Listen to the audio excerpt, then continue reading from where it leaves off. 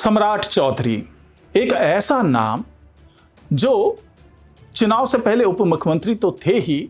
लेकिन जो कद के बढ़ने की बात होती है वो अब बहुत तेजी से बढ़ता हुआ नजर आ रहा है, क्योंकि गृह मंत्रालय उनको सौंप दिया गया और उसके बाद से तमाम जो उनकी कार्रवाई है, चाहे बुलडोजर की कार्रवाई हो, चाहे हाफ एनकाउंटर की कार्रवाई हो, या कानून व्यवस्था को बनाए रखने की जिम्मेदारी जिन्होंने उठाई है, जिस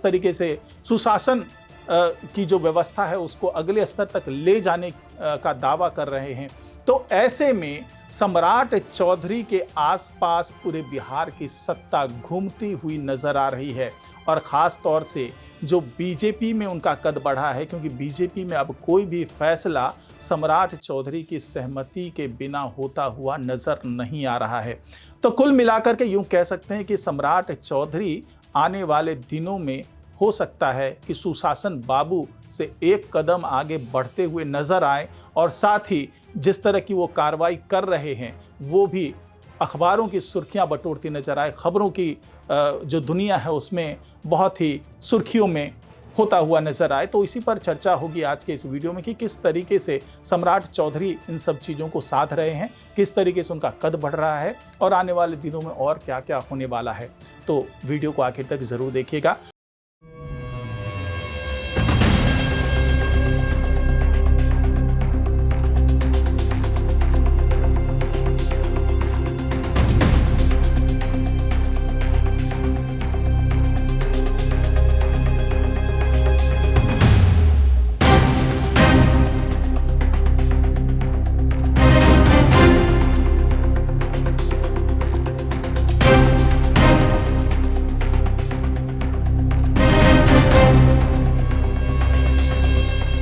नमस्कार, मैं हूं डॉक्टर सुरजीत सिंह और आप देख रहे हैं YBN बिहार झारखंड। अगर आपने अभी तक इसे सब्सक्राइब नहीं किया है तो सब्सक्राइब कर लीजिए, और अगर आपको ये वीडियो अच्छा लगे तो इसको लाइक कीजिए, शेयर कीजिए और कमेंट जरूर कीजिए। तो सम्राट चौधरी के घर में एक मीटिंग होती है। उस मीटिंग में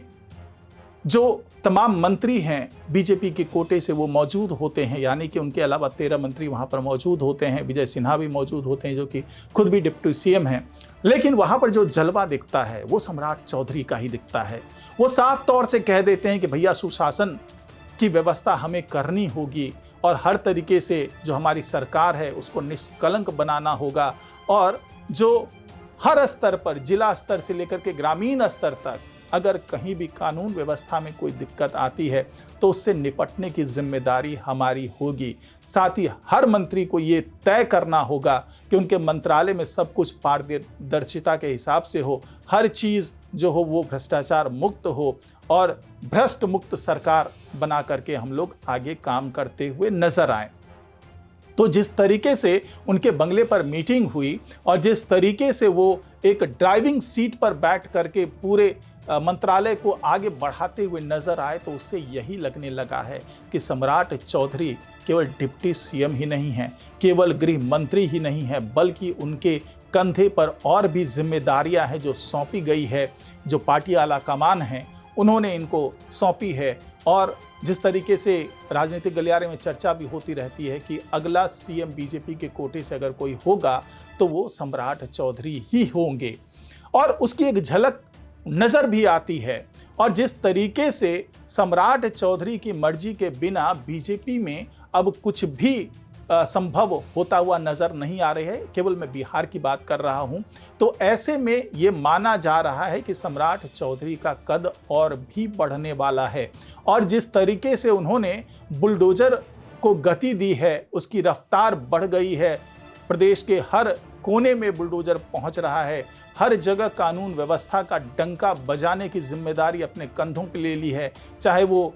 एंटी रोमियो स्क्वाड हो, चाहे वो पिंक मोबाइल यूनिट हो, चाहे वो अतिक्रमण को मुक्त कराने की बात हो, चाहे जो शराब माफिया है उनसे मुक्त कराने की बात हो, चाहे बालू माफिया से प्रदेश को मुक्त कराने की बात हो, ये सारी जिम्मेदारी अब सम्राट चौधरी अपने कंधों पर लेकर के आगे बढ़ रहे हैं। पहले जिस तरीके से वो नीतीश कुमार के साथ साथ नजर आते थे, अब व्यस्तता इतनी बढ़ गई है कि अब नीतीश कुमार के साथ बहुत ज़्यादा वो नज़र नहीं आ रहे हैं, बहुत ज़्यादा समय वो अपने मंत्रालय में नज़र आ रहे हैं। साथ ही संगठन के स्तर पर भी वो बीजेपी के विधायकों से मुलाकात कर रहे हैं, बीजेपी के कोटे से बने मंत्रियों से मुलाकात कर रहे हैं और उनसे ये सुनिश्चित करने के लिए कह रहे हैं कि पूरे प्रदेश में भय मुक्त वातावरण बने, महिलाओं को भय मुक्त वातावरण में रहने की जो है वो फैसिलिटी मिले और हर तरीके से हर स्तर पर शासन व्यवस्था को बढ़िया करने की जिम्मेदारी अब सम्राट चौधरी ने अपने पास रख ली है। और साथ ही हर मंत्रालय के लिए ये निर्देश जारी कर दिया गया है कि कार्यकलाप में किसी भी तरीके की चूक नहीं होनी चाहिए, किसी तरीके का भ्रष्टाचार नहीं होना चाहिए और अंतिम पंक्ति के व्यक्ति तक जो सरकार के स्तर पर योजनाएं चलाई जा रही है, सरकार के स्तर पर जो फैसिलिटीज़ प्रोवाइड की जा रही हैं अपने निवासियों के लिए, बिहार वासियों के लिए, तो वो निर्बाध तरीके से लोगों तक पहुंचे, ये सुनिश्चित करने का निर्देश भी सम्राट चौधरी ने जारी कर दिया है। इस बीच में ये भी कहा जा रहा है, जिस तरह पिछले दिनों कुछ ये बातें उठी थी कि क्या चिराग पासवान भी इसी लहजे में नजर आ रहे हैं, क्या चिराग पासवान जो हैं वो दिल्ली में रह कर के बहुत सी चीज़ों को कंट्रोल कर रहे हैं, तो उसके बारे में भी ये साफ कर दिया गया है कि बिहार को विकसित बिहार बनाने के लिए जिनके भी सहयोग की ज़रूरत होगी उनका सहयोग लिया जाएगा और ये सहयोग हर स्तर पर हो सकता है, चाहे केंद्र स्तर पर, चाहे वो ललन सिंह वहाँ से कोई सहयोग करते नजर आए, चाहे चिराग पासवान वहाँ से सहयोग करते नजर आए, चाहे वहाँ से नित्यानंद राय सहयोग करते हुए नजर आए, हर स्तर पर सहयोग का यहाँ पर स्वागत किया जाएगा, वेलकम किया जाएगा। और सबसे ज़्यादा फोकस अभी बिहार में जो सम्राट चौधरी के माध्यम से किया जा रहा है वो ये है कि बाहर से निवेश का वातावरण तैयार हो। अब निवेश का वातावरण कैसे तैयार होगा, तो उसके लिए कानून व्यवस्था बहुत ही आधारभूत ज़रूरत है। अगर कानून व्यवस्था बेहतर रहा, अगर भयमुक्त वातावरण रहा पूरे प्रदेश में, तो बाहर से निवेशक भी आएंगे, यहाँ पर रोजगार का सृजन भी होगा, यहाँ से पलायन भी रुकेगा, फैक्ट्रीज भी बनेंगे और हर तरीके से खुशहाली आने की तरफ बढ़ा जा सकेगा।